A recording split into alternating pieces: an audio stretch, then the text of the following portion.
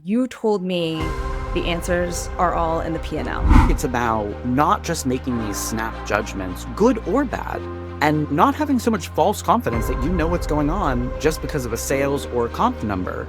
And you're like, I have all I need to know. I got this bad Google review. Sales are down 2%, and I know all I gotta know. You don't know nothing. Just so we can kind of play the tape through. Who gets the response wrong? I think it sometimes is like a corporate push. The problem, though, in my opinion, is that they're not digging into the real cause. Right. There's a lot of like snap blame. If that store manager does not understand their P&L, does not understand their business, they're just taking this blame. They're going home. They feel bad about themselves. They don't think they know what they're doing. They're just getting yelled at. So the problem is that the people high up are looking at the P&L and making decisions. The people at the store level don't understand their P&L enough to actually counter-argue actually what's happening. Once they get to corporate or even to DM, to your point, right? Like that already becomes too macro to dig into the actual solution. Matt, when something goes wrong in retail, it seems like one of the first instincts is we need a policy to avoid this ever again. We need to tighten the rules. We need to close the loophole. We need to control the risk so that we don't run into this again. But in a previous episode, weeks ago, you told me the answers are all in the P&L. Mm-hmm. And ever since then, I wanted to dive into that. So I think we're due for an episode about how a more creative look at your numbers can reveal what's really going on and how to address the actual cause rather than a symptom before it turns into another blanket policy that feels like punishment to everyone. Mm-hmm. So tell me about the stories that exist between the lines of a store P&L. Yeah, I think one of the things too is that, I think you need the whole picture, right? Like, I think a lot of times executives or even store managers when they're new, or store managers after they've like gone on vacation or whatever, like you come in, you see a store in a certain way, or you read a Google review, whatever the case may be is, and then you make a judgment. You're like, oh, this is what's happening in this store. And I think more so as time has gone on in my career, companies and leaders are all ignoring the P&L and ignoring items in it that are going to tell us things. They're using all these other sort of qualitative things to make judgments about teams and stores. And maybe they're using some quantitative, but it's like comp or like, are they hitting their bonus? Like, it's not these individual line items, which are really going to tell you the details if you take it into combination with like Google reviews and what you see in the store and the state of the store. And so for me, I always look at what's happening in a P&L. It's like one of the first things I love to dive into. Because I also like to see if my own judgments of a P&L are correct. Because again, I can't look at a P&L and know everything either. Like, I can't sit in a windowless room and look at some store's P&L and go, I know exactly what's happening in the store. I need both. And I need to like marry them together and go, okay, this is what's happening. And until you marry both, I would argue that whatever solution you have is not the right solution. You have no idea what the cause is or what the real problem is. You haven't sussed that out yet. Amazing. So can we get into specifics a little bit? And if Yeah. it helps, like, yeah, you tell me if there's an order, but what really prompted this for me is, I think it was the food example, and I can't remember what episode this was, but you were saying that the policy that food has to get thrown out exists because, and they won't say this, but is because they don't want anyone in the store intentionally over ordering, knowing that they'll get to take home unused inventory. And so blanket policy, terrible for the environment, terrible for everything. It all gets thrown into the garbage. But then you said, but that you can spot that in the P&L. Mm-hmm. Exactly. And so and I will actually I'll expand this beyond food for everyone in all types of retail, because luckily for me, I've been in it all. So it's all analogous, right? So on a P&L, if you're in a food business, you're going to have a line item that's waste. Usually the company has a target waste goal. And really, the reason that target waste goal exists is because you actually don't want no waste. No waste means you sold out of food too early. I would argue you don't want no waste in cosmetics either, um, because that either means you're not giving testers out to clients, or you're not damaging out something that could potentially harm a client because it's gone bad or whatever. And you're just trying to save your money, so you're like, we'll sell it. And it works in clothing too. Like, you don't want to sell a ripped shirt, you need to damage it out. So regardless of what type of retailer you're in, there is some sort of like waste or damage line item, and there's always a goal. And that goal is obviously figured out by some, finance team that figures out what the right ratio is. And so in food, for example, if you were ordering too much or pulling too much out of the freezer, depending on how your business operates, and the goal for waste was 15%, which by the way is a number, it's pretty common somewhere around there, and you have 30% waste, that's how you spot, okay, this team is ordering too much. Are they taking it home? And again, you still don't know because you're not there. So you need to do the research of, okay, we're at 30%. Is this just like they don't like telling customers no, so they don't want to sell out of anything at any time? Because obviously at 30%, now you're hurting margin. Now you're down to another line item that you're impacting. And so there is this like balance that you want to find. And so with food, or damages in clothing. You have a lot of damages and you're working in a denim store. Why? What's happening? Like, who's taking home jeans? But it's all not even just who's taking home jeans. Is it that we're being careless and people in the stockroom are leaving their coffee on the shelves and we're spilling it on denim and damaging out? Like, again, we don't know. We need to have both pieces of information. Or is one store, with clothing, is one store being really particular and there is a sweater that has a quality issue that actually should be reported to like the buying team. And every other store has just decided to be sort of dishonest in their selling practices and sell this damaged item. So again, so much information happening. And you need all the pieces. And to your credit, I guess I'll say, is a weird thing to put, but like, so you need a Becky in that scenario to come along and just ask a lot of questions of teams when these numbers look askew.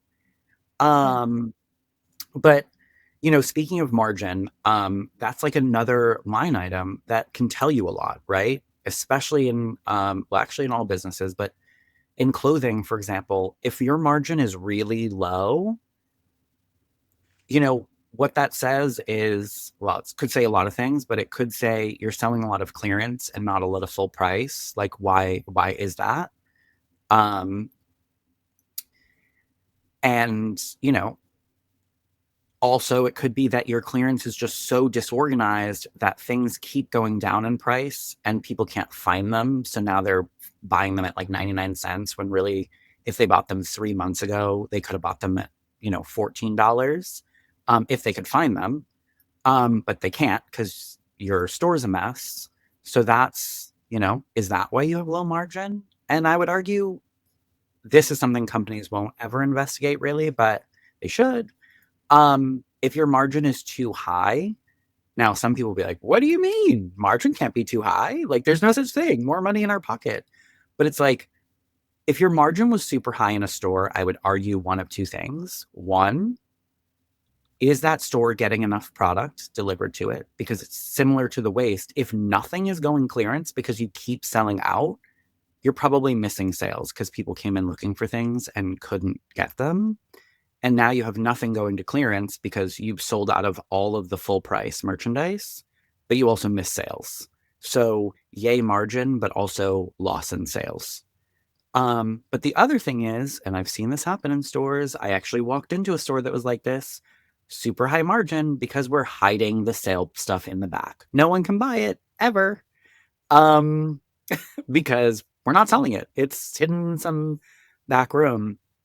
And the reason I'm really passionate, clearly, about all of this is because I think that and we've talked about this on so many episodes, because companies are moving at like lightning speed, and think they need to. They don't. The world is not revolving that fast around retail. No one needs a $5 t-shirt that bad. I promise you it's going to be okay. Um, they, I feel like people are like, we have no time for analysis. We have no time to dig in. But what I'm finding, what that's leading to is now teams actually have no idea how all of this number stuff works. Right. And for me, numbers are actually how we get people not only to understand the business, but it's also a great way to get buy-in from teams when they don't understand why companies make decisions.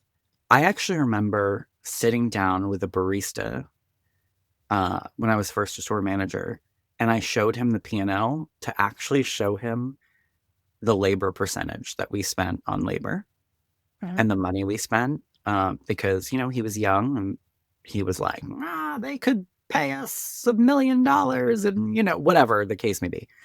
And I was like, Brandon, come on, let's take a seat. Let me teach you something. And then I really showed him like where the money went, the rent, the labor, how much, labor is the biggest expense, and kind of like showed him.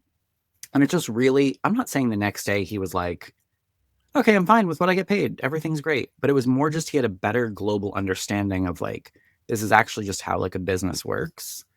And when you understand how a business works, you kind of understand why decisions get made. Even if you don't love those decisions, you can kind of at least go in your head, okay, like I get why this was made because this makes sense for the business. I don't have to love it, but it does make sense. Yeah, the anchoring in the real world context, because it's so easy to hear, right? Like, oh, my company made $10 billion last year. How am I making minimum wage? Right? Like Mhm. it's because it's such a gigantic number. But then when you actually break it down and put it in context, it I'm sure it helps ground people a little bit more. Like, oh, okay. Not to say that there aren't, ways that corporate could probably save Yeah. a little bit, spread the love a little bit more, but yeah, I hear you. Um, my mind is already blown. I'm even just at the start of this when you had just said like understanding the whole picture and comparing your P&L to things like Google reviews.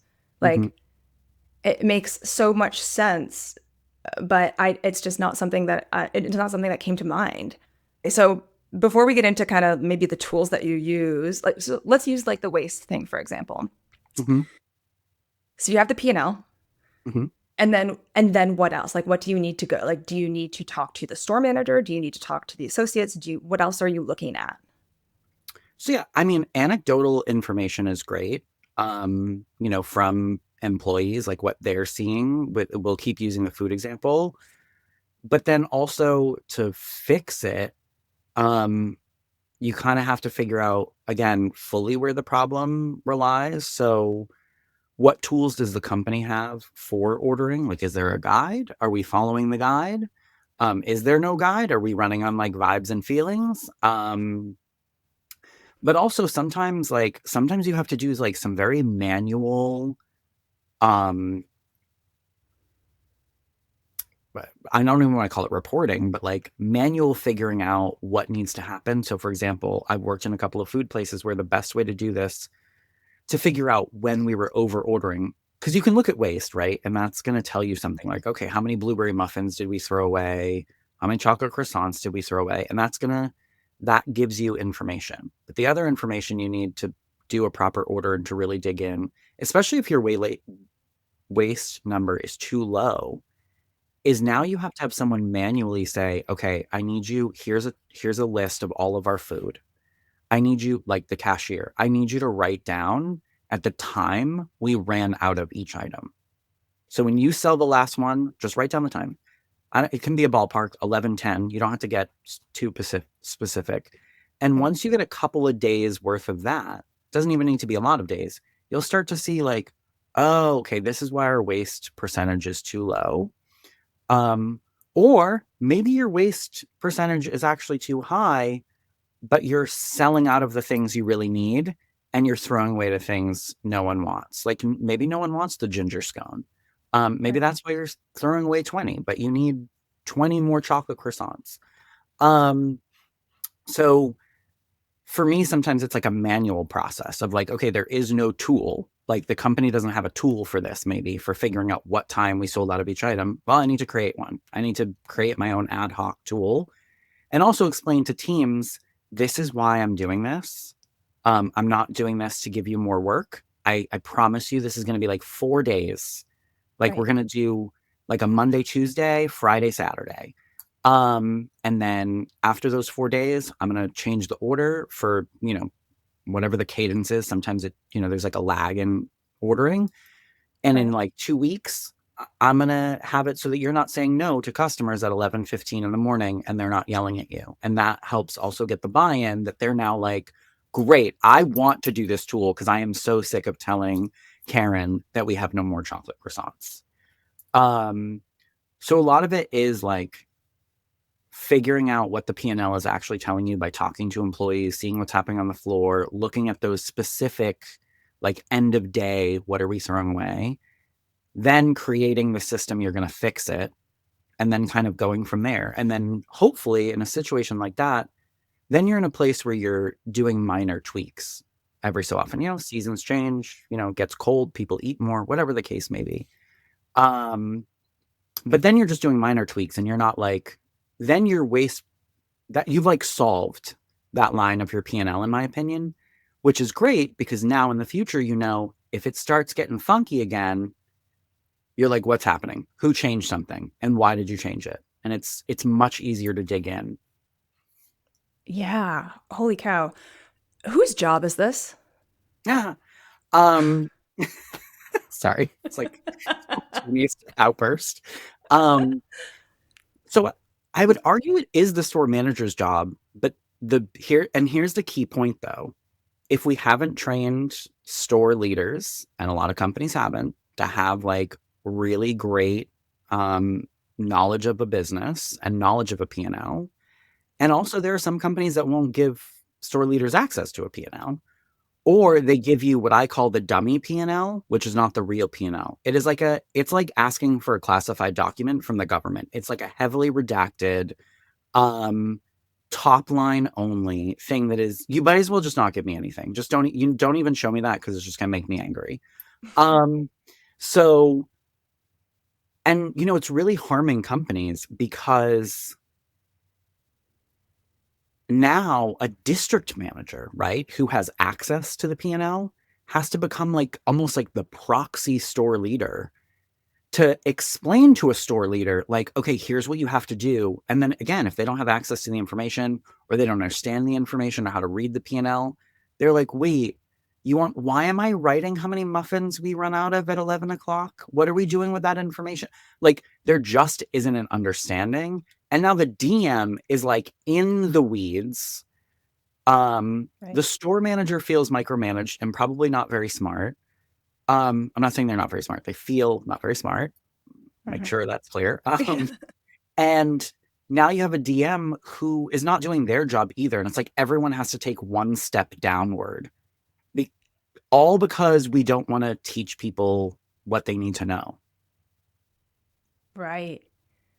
So it sounds, I think just something that's coming to mind that I think is going to be a theme through all of this is if whenever this gets to the corporate level, it's very macro, right? Mhm. Like but it sounds to me like what you're describing is so like it's a store by store basis. Mhm. It's so granular. And Yeah. I, it's actually why one of my favorite things about retail, like management, is sort of the art and science of people and numbers together, like interwoven. How do you solve the numbers problem with the people without creating a people problem? Um, and so much of that though is like hyper granular, really like digging in and looking at it. Um, and just to sort of go back to the point I made earlier, because I think it bears repeating, if you get granular and then you figure out all of these things and then you explain to your team, it's also, and I'm just saying this from experience, so much easier to get your team to comply with policies because they all understand the whys and they really have faith in you as a leader because you understand the things, which I think also helps prevent things like internal theft, which seems like a weird pivot to take. But when your team is like, oh, he's on it, they're less likely to do something shady. And I know that because I've never scared my team, I don't think, in my life. Like that's not the type of leader I am. However, because of my understanding of the business and my explaining of the business to employees and how things look when certain things don't go right, I explain it. If it's an LP thing, I explain it. I'm not like, well, we just do it like this because it's policy. I go, we do it like this because if you don't do it like this, it looks shady. Do you want to look shady? Um, and so when I explain that to people and also ask follow-up questions, right? So when I dig into the P&L and I see something wonky and I kind of go to my team and I'm like, hey, listen, so we're clearly, you know, damaging out too many things. The damage percentage is weird, but I don't feel like we're busier. So like, why do we need more testers? Like what? Because I'll dig into like how many testers, if I'm in a cosmetics brand like Lush, how many testers of this body cream have we damaged out in the last 3 weeks? Okay, it doesn't take us 3 weeks to go through three. That's wild. So why are we can anyone tell me the story here?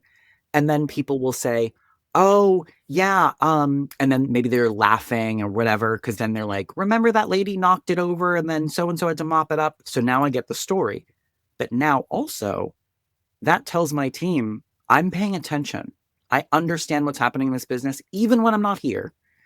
And so then when they do something that's outside the lines or that might look shady, I find that a lot of my teams come to me maybe a little bit too paranoid and they're like, just so you know, I did the thing. And I'm not doing that through fear. I'm not creating a culture of fear by, being like, and if you write off one more body cream, so help me God. Um, no, I'm just paying attention. And that helps the team know, one, there's a reason for everything we do. And two, Matt knows what's going on. So I probably can't get away with too much shady behavior because he'll figure it out and come ask me about the most random thing anyone's ever asked. Yeah. So I'm actually glad you went to loss prevention because I think that's another time that the idea of, you can figure these things out from the P&L came out. Because I think at the time we were discussing, again, to my point at the top of this episode, the blanket policy is back checks, Mm-hmm. right? That's that's so we avoid internal theft. But then it sounds like what you're describing is there are plenty of ways to to thieve internally without just straight up jamming something in your bag or trying to hide it. And I mean, that's the thing. Most people don't jam something in their bag when they steal. Right. I mean, so I guess they do sometimes, but a lot of times it's like a weird return or like someone buying something and doing something weird there and writing, doing a discount that's not allowed, or abusing a discount. And obviously, there's policies for that and reports for that. But again, is your margin low? Um, Mm-hmm. or even is your average? I mean, that's not even on the P&L. That's before that. But like, is your average transaction taking a hit? Like, why are there so much discounting? And now you find out that like there's an abusive discount situation happening. Yeah. And also the P&L provides you a great baseline because retail, and again, we like to pretend that retail is this like very crazy, unpredictable beast that just cannot be tamed. It's just like chaos has to happen because it's retail. Um, except the funny part is that like retail is the most predictable place I've ever been in my life. It is more predictable than anything else in my life. Um, the patterns are there. And so if you have a full year P&L in front of you and you're at like a business you've never, managed, that P&L is going to give you the baseline of like, what are sales like during that time of year? What is comp like during that time of year? What is margin like, right? Like, Hmm. so margin's probably going to take a dip potentially in, December, because you're running all these promos. It's definitely taking a dip in January when you got all that clearance. Like, you just pray you're making anything. And so, but that builds you a nice baseline of like, this is the norm for this time of year. One, so I don't need to go investigating if it fits the pattern. Or two, oh, wow, something's really off here for this time of year. Because again, you can't compare your December margin to your June margin. And so that gives you a nice thing to go by to know what's worth investigating, because you can't go down every rabbit hole. You can't be, I don't think everyone should be me all the time. Um, because I think even things like labor percentage change by year, right? Hmm. Or by time of year, because companies often give you seasonal help, and they pull back in the summer or whatever the case may be. Every company's a little different, but labor percentage can tell you some things too. Obviously, there's a labor percentage you have to hit, um, per the company. They don't let you just overspend payroll without some consequence there. But I would argue,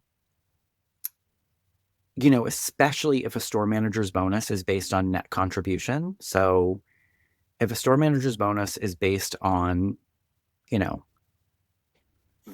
the P&L in that way, but that store manager gets their bonuses. This is more for like DMs, I guess, and above. But if that store manager continually gets their bonus, but they have high turnover, um, and you really dig in and you see that they have a really low payroll percentage because they're actually shortchanging their team, understaffing their store so that they ensure a bonus, but they're getting a lot of turnover because everyone feels overworked.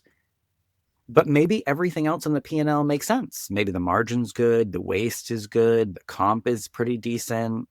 And so you're like, we have the store manager bonusing, and they're doing great, and they're flowing through the money. Because if I'm getting a bonus based on net contribution, I'm sure the DM is.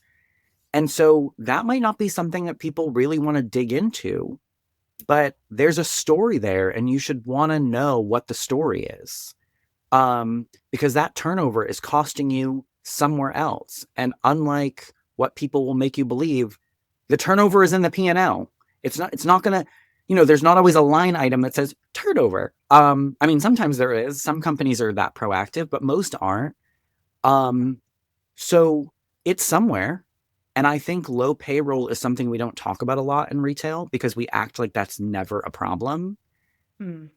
I've only worked one place, I think, maybe two, that actually did manage low payroll. Like, they were like, you need to add hours. Like, what's happening here? Um, but it is a problem. It's going to lead to other problems. Obviously, service is impacted, but the biggest thing that's going to be impacted is your team. Um, but I also think, obviously going over payroll tells a story, but what story is it telling? Is that manager, do they not know how to make the the schedule? Are they inept at scheduling, or do they have high payroll and now you're noticing some other line items shift with it? Oh, they have a higher margin because they're able to put out the close and replenish faster. Now the top line sales, they've stayed the same. Okay. So we haven't seen an increase in sales just because we have more people on the floor. It's roughly the same, let's assume. But margin increased 3%, which is actually a lot for margin. And however many thousands of dollars that is at the bottom of the P&L, why are we not looking at that and going, oh, that actually, it more than paid for itself? It doesn't Right. look like it on first glance because top line sales have not really adjusted. But it did, it worked. Let's reward that store manager, or let's look at our payroll model, or whatever the case may be, because that store manager wasn't inept. Let's not assume that. That Right. store manager actually put on more people and utilized them to sell through full price merch so that they didn't have clearance, which, by the way, they saved money down the long run because do you know how labor intensive it is to keep clearance clean, organized, refreshed, looking good? I mean, you want to sell through it because that shit's annoying. Yeah. Has that ever happened where you have been or someone you know has been over payroll, and you've not been called out on it for it being a negative thing, where someone has taken the time to do like cause and effect and say like actually this worked out. Great work. Um, Not without me telling them it myself. So like they came to call you out on you being over payroll and then you told them the story and then it was like, "Oh, Yeah, okay, fine." well, it wasn't okay, fine, but somewhere I worked, I was able to show them that we increased um our denim sales because it was easier to keep our denim walls like clean, sorted, sized, organized. And denim was like one of the leading things that led to good margin. Because denim has great margin in most retailers, quite frankly. Don't let them fool you guys. Doesn't cost them $90 to make that pair of jeans. And so accessories as well. Accessories are, I mean, I obviously am still a shopper, but working in retail has ruined some things for me. I'm like, this accessory is just a margin getter. Like I can see it in my head now when I'm shopping somewhere. I'm like, this little like cute little messenger bag thing I want is this cost you like $6 to make. But Yeah. anyway, but yeah, it worked in the sense that I don't want to say they let me get away with it because they still made me pull payroll down. They just made me sacrifice it from somewhere else. They basically were like, the lesson here is pour more money on the denim walls. And Wow. yeah, so yeah, I think that there is a, that's the perfect example though of like companies thinking that they just by looking at something, they're like, ha, I got the answer is here. We got it. We don't need any more information. And you do. Yeah. Wow. Okay. Tell me about another one. Yeah, I think one of the most uh, on topic ones for this time in 2025 is actually omni sales or omni-channel numbers. So for that, I mean, what is that? And this is on most P&Ls at this point, but like, what is the omni-channel fulfillment rate? So for every buy online pickup store order you get, what percentage are you fulfilling? And every company has a goal, right? It's usually 90. It's usually pretty high because obviously you don't want to tell a client, hey, the thing you just ordered online doesn't really exist. Same thing with if companies and many companies, bigger companies do have ship from store where you're fulfilling an online order and shipping it out. Same thing, there's a fulfillment rate that's tracked. Usually that has a lower goal because that if you reject it, just bounces to another store. So you're not, and the client has no idea. Um, but those numbers tell us a lot. Are your teams lazy? Like they don't want to fulfill it? Is your store so unorganized that your team can't find the items? Um, is your inventory so incredibly wrong that you actually don't have the items, so you can't fulfill them? And then that again is like a trigger to like, why is your inventory so wrong? Is there internal theft? Are we not counting inventory correctly? Are we not receiving inventory correctly? Do we have external theft that we're either unaware of or not accounting for? Um, so I actually think omni-channel fulfillment percentages, more than a lot of numbers, actually can really tell you a lot of different stories about a store um, without ever looking at any other numbers because it actually involves so many pieces of the business in one action. Because it's essentially like a inventory inquiry in real time. It's me being like, do you have a 3230 in this denim? Go. Oh, you don't? Why don't you have it? It says you have it. So Right. omni-channel fulfillment is a really interesting metric to really look at and dig into. And I think it can tell you a lot about a health of a store if their percentages are consistently low or consistently high. Because if they're consistently high and they're never really rejecting things, I'm going to show you a store that's really well organized, well run, inventory is accurate, because you can't have good omni fulfillment numbers without running a pretty decent store. What shows up on the P&L that would make you look at your fulfillment rate? So for a lot of companies now, the fulfillment rate is on the P&L. Not all, but some of Oh, them have made it a line item because it is so critical. interesting. If they haven't made it a line item, I would say the thing that you could look at, although this would be much more difficult to figure out, to be honest, if it's not on there, would be comparing between two stores. Because the fulfillment percentage might not be on the P&L, but I bet you omni sales is. It's not just lumped in Right. all other sales. So if I have two $2 million stores and one is doing, 10,000 a month in omni and the other is doing 2,000, I have some questions. Right. Um, you know, and again, can't assume. Maybe you go to that $2,000 store and you find out their clients hate buy online, pickup in store. They're not even ordering it. They hate it. They want to come in and they want to shop and they want to touch everything and mess up tables and, whatever. So again, that doesn't, or maybe the $10,000 store is actually promoting BOPUS a lot. They're like, hey, do you want to not wait in line? Because, we get busy the same time every day between 6 and 7 when everyone gets out of work. Do a BOPUS. Come in, say your name, throw us your ID. We'll throw you the bag. Get the hell out of here. So again, different things are happening, but you can't know unless you really dig in. And again, if that $2,000 store, $2,000 a month Omni store is disorganized, let's say the DM doesn't get there very often, or maybe you think everything's fine because everything else is good.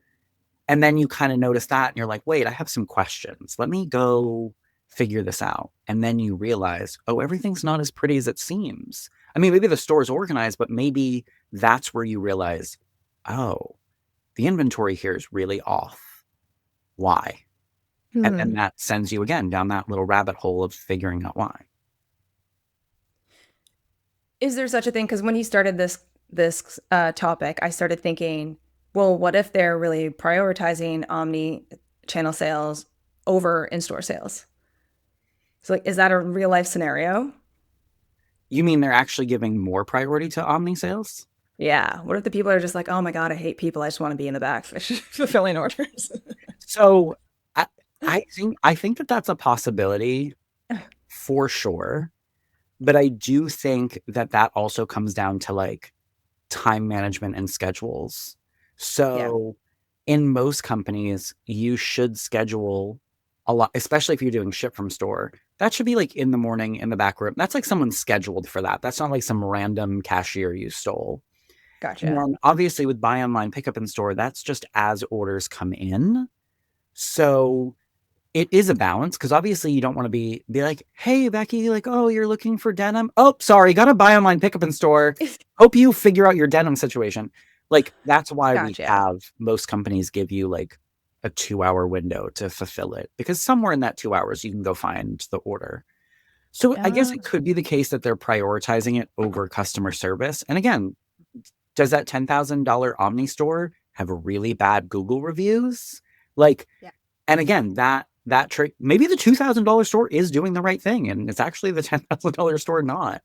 But again, you can't know any of this unless you're digging. Yeah. Okay. So back to Google reviews. Tell me when else you're online looking for Google reviews to tell a story in the P&L. Oh, that's a tough question. I mean, I think it depends what the Google review is about, I guess, but Mhm. because obviously it's about client service, then I mean, consistently about client service, then obviously you're just going to dig into a lot of sales numbers, right? Yeah. Um, and that might tell you things, but I think I would more look at metrics, which are not on the P&L for that, than I would Mm. P&L. Like I might look at the P&L, but then I'm going to be like, okay, now I need like the KPI report. I need to know what's going on with like conversion and average sale and figure out Gotcha. what's happening here. And then also, but if it's consistently clients complaining about stores not having things, which is a common Google review problem, um, and separate note from this episode we're having, allocations is a hot mess in retail, in my opinion, right now, because we're prioritizing online too heavily in a lot of companies. And so, but that is a big customer complaint. So for me, if they're complaining on Google about inventory applications, but I know if I'm a DM and I know that that store gets several size runs of most things because they're a big store, that's going to send me to the margin. Is it disorganized? So, and again, but I have to see both. I have to see the margin and I have to go see the store, and I have to go see the store unplanned. Um, and not as a gotcha, but just to be like, what is happening? Because maybe the customer is just insane. Because I mean, I think that's. I actually was thinking about this earlier. We need to do an episode about clients being insane, and I don't mean to like rag on customers, but I do think that we've reached this point in retail where we like know people are unhinged online, right? Like we know like Reddit exists and Twitter, X, whatever you want to call it. We know all those things exist and that people just go off. But then someone does like a Google review and we treat it like it's Bible. It's like the wildest thing to me in retail. We act like this person is sane, and just because they have a Gmail account, they are all there. And so I do think that that's part of it too. If I'm a DM or even a store manager, I think it's really important that we don't react to Google reviews too quickly. And that we dig, and it could just be a one-off. The team could have a bad moment. So I think for Google reviews, it would have to be many, many, many of them with the same theme for me to really want to dig in the P&L. And I would dig in the P&L probably before I talk to that team, because I want to know if there's anything actually to find. Because again, you just don't know what is really happening with the interwebs. You mean people say things that aren't completely in good faith on the internet? Shocking. Okay. Tell me about returns. This is my favorite topic. I purposely didn't mention it so that you would prompt me towards the end. Um, Mostly because I have a lot of thoughts around how retail deals with returns in general, and how, well, quite frankly, American society and consumer behavior happens. It was funny. I've been spending a decent amount of time in Reddit threads for retail, just looking at like what sentiment is, and kind of thinking through some things. It's really interesting. There's so many customers in Reddit threads of different businesses complaining that they're going to stores to return, and then people are kind of like treating them not great because they have like a big return. Again, separate episode to talk about how that's dealt with. But for returns, one of the things I don't think we really look at in retail is, are stores getting too many returns? And I think too often we're so busy celebrating comp and sales and all of that stuff that sometimes we let stores do a bunch of shady things, because we're like, well, top line is good, so who cares about the rest of it? And one of those things that can tell you is returns. I mean, if a store is getting an inordinate amount of returns, and by inordinate, I mean above the baseline for other stores in your same market, I have a lot of questions about whether they're being too pushy with sales, whether they're really getting people to buy too many things, or, and this could be even worse, do you have a store that's too pushy with sales, and now another store in that market is suffering the consequences and getting all those returns? Because I've also been that store, by the way. And just know, as your peer, I hate you. Because I've had people be like, well, you guys are so friendly here, and when I go there, they're kind of rude when I bring a return. And I'm like, great. So now I'm the return dump. Awesome. I love that for me. Right. And because that store, and again, the high returns, which situation is it? Is it someone's become a return dump, or maybe there's only one store in a whole state, and that store is just super pushy with sales because they feel the pressure, which again is eventually some people are coming to do returns, right? Because they realize they didn't want it. Other people, other people are never coming back. They're not going to return it, but they're never returning because they're like, oh, that place is way too pushy. So they're actually hurting future business. Right. And I guarantee you that store will go through it a couple of store managers. And then there's going to be a poor store manager 2 years down the line that's like, why doesn't anyone come here? We're such a fun, great store. It's because everyone got scared away by two managers before you because they were doing pushy sales tactics. You know, I think what we do, I was just reading this morning that there's a body care company, not any that I've ever worked for. Let me make that clear. That people were complaining about online because they've changed their sales um, tactics internally and they've gone through training. And now they have to be more pushy and like try to add things to people's baskets, like physically be like, oh my God, and you need this. And also try to apply things directly on client skin. And, that plaid checkered company is probably in for a rude awakening down the line when they're trying to sell their coconut body mist to too many people through now everyone knows what I'm talking about. Wasn't trying to be subtle about it. But yeah, like those are the companies that when you push, it's somewhere else on the P&L. You can't the P&L to me is like and I kind of hope that everyone kind of got this through all of my like weaving of different things is this like delicate dance of balancing about 150 plates at the same time.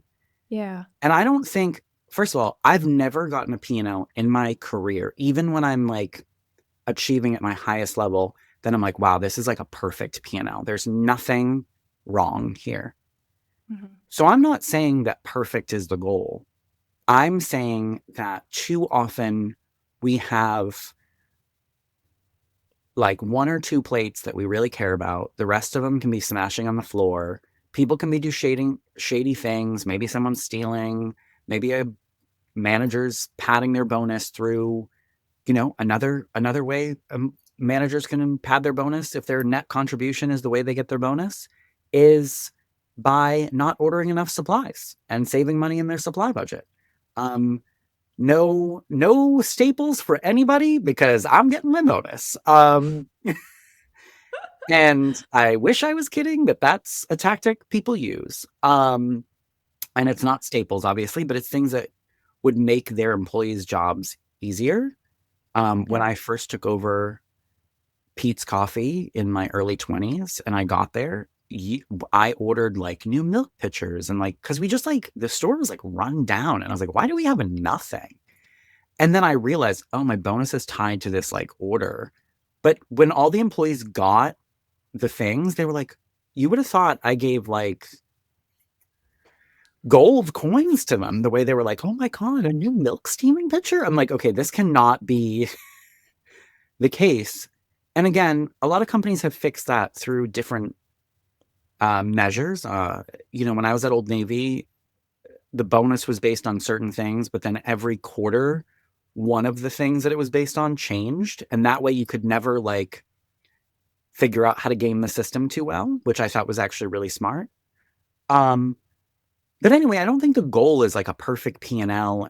And I definitely don't want people to think that I think everything is worth like investigating or thinking something's always suspect. Because that's not what I think at all.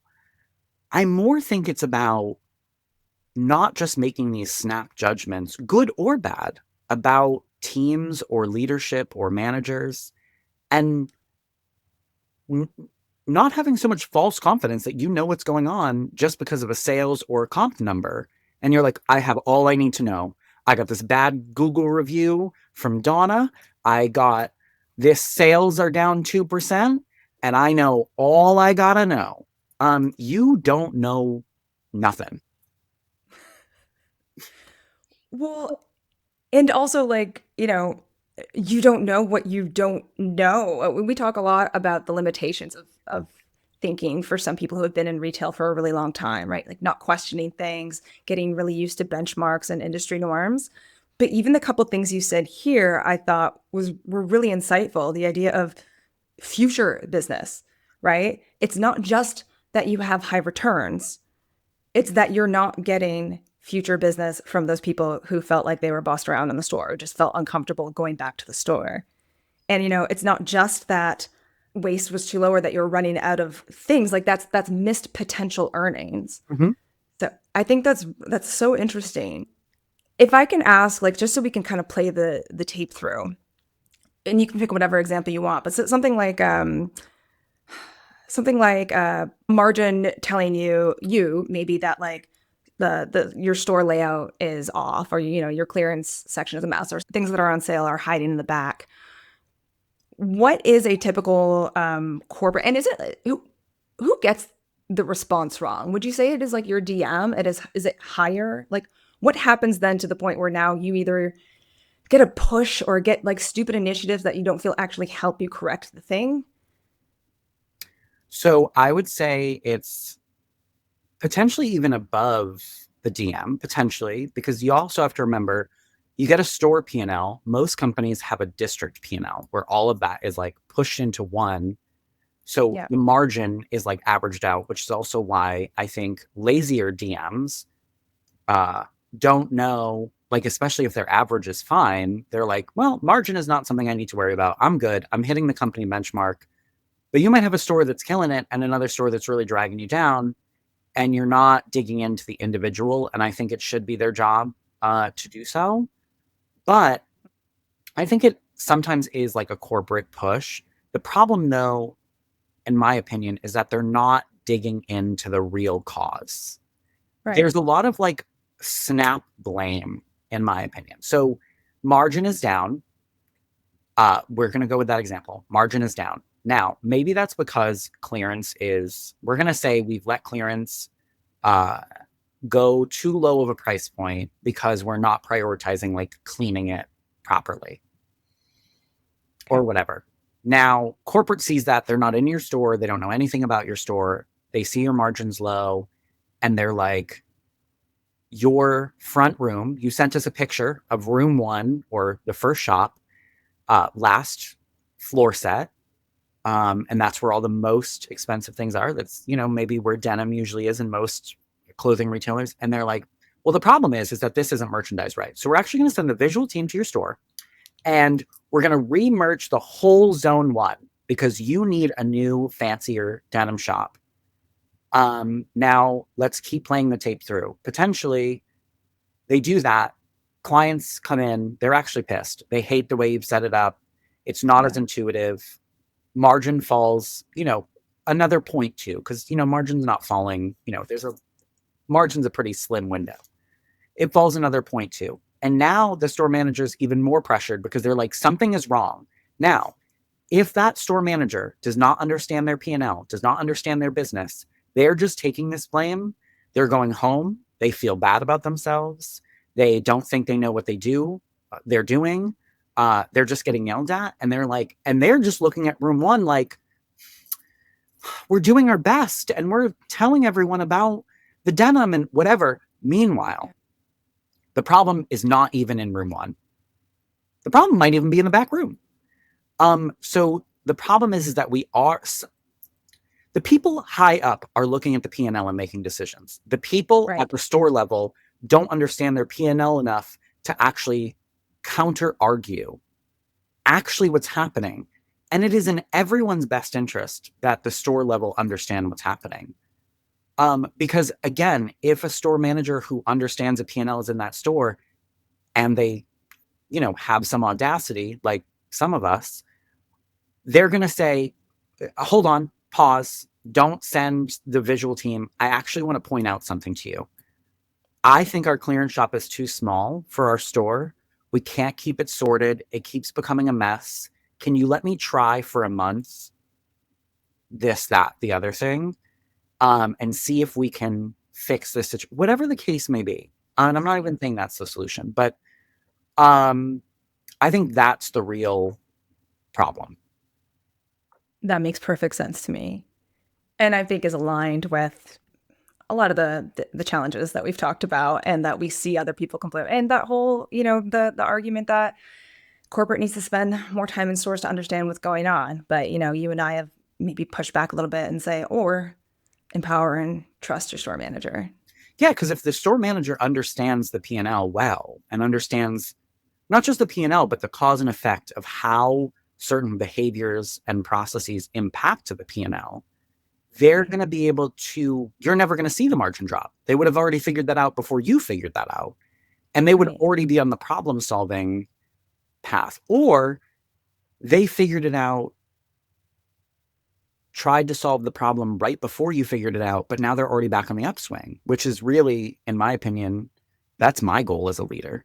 I want to find the problem before anyone else finds the problem. And then I might not fix it before someone in corporate notices, but I want to be already on the path back up so that I can look at them and go, this is the problem I found.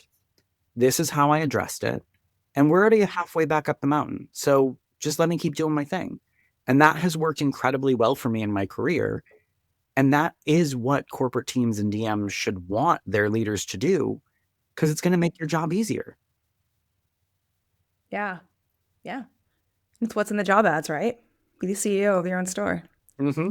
Yeah, sure. So amazing. This is maybe one of my favorite episodes. I just found this so interesting. Um, my final question was going to be, so what do you need from corporate to make this happen? But I think you just said it. I mean, you need to train your store managers to understand the context and to know how to read a P&L, empower them to look into the actual solutions, which are likely way more granular than corporate thinks they are once they get to corporate, or even to DM, to your point, right? Like that already becomes too macro to dig into the actual solution. And then communicate with and listen to your store manager when they tell you what is or isn't working. Mm-hmm. Yeah, no, that's it. You got it. Amazing. Any final thoughts? No, I think that I got it. Oh man, I love it. Coming soon, Matt's P&L detective Yeah, services for hire. Amazing. Thanks as always, Matt. thank you. You're listening to Dear Corporate, Love Stores.